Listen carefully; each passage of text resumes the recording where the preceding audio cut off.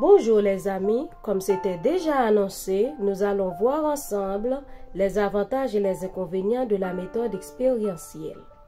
Malgré les avantages et inconvénients de cette méthode, c'est-à-dire ses intérêts et ses limites, l'approche conserve son lot d'importance. La méthode pédagogique expérientielle est une manière de sensibiliser les apprenants aux valeurs sociales et culturelles comme la problématique de la pollution, l'importance de la préservation de l'environnement, l'entraide, la solidarité, etc. L'approche plonge les intervenants dans des situations proches de la réalité.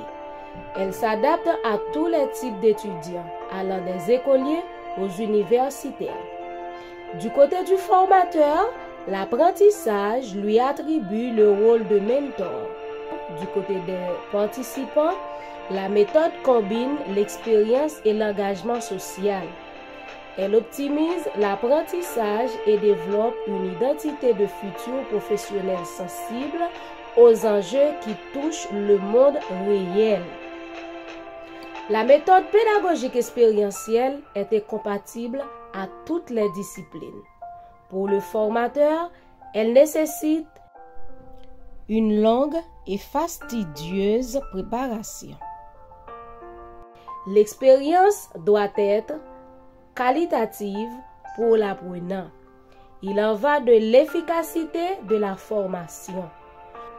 Le formateur doit alors réaliser des tests concluants.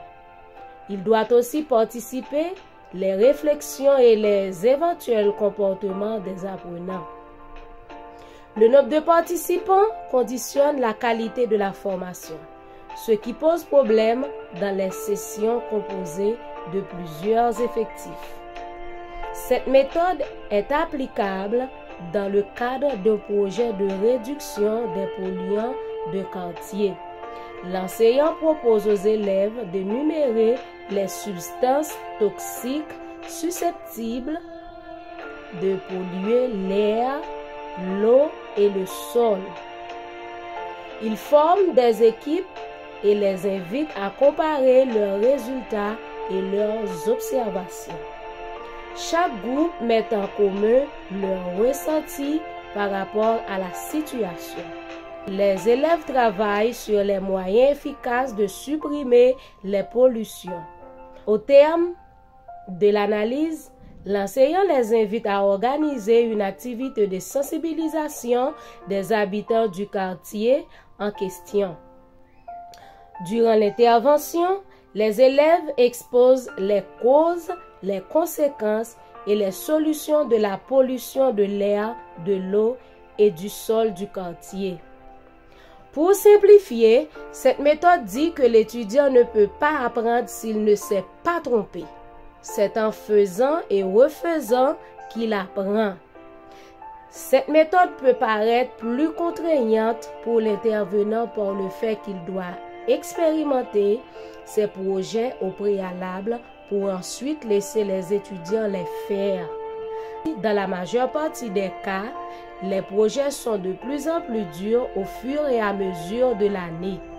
Cette méthode est plus facilement applicable si vous avez des projets en situation réelle à mettre en place, c'est-à-dire campagne de communication ou bien des expériences à réaliser comme en physique et en chimie.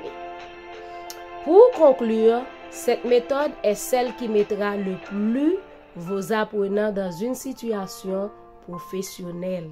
Elle développe l'autonomie et la maturité chez eux. Il serait mieux d'utiliser cet enseignement pour les apprenants les plus avancés. C'était pour vous servir, Marie-Nadège Dorillas Noël. Merci, à la prochaine.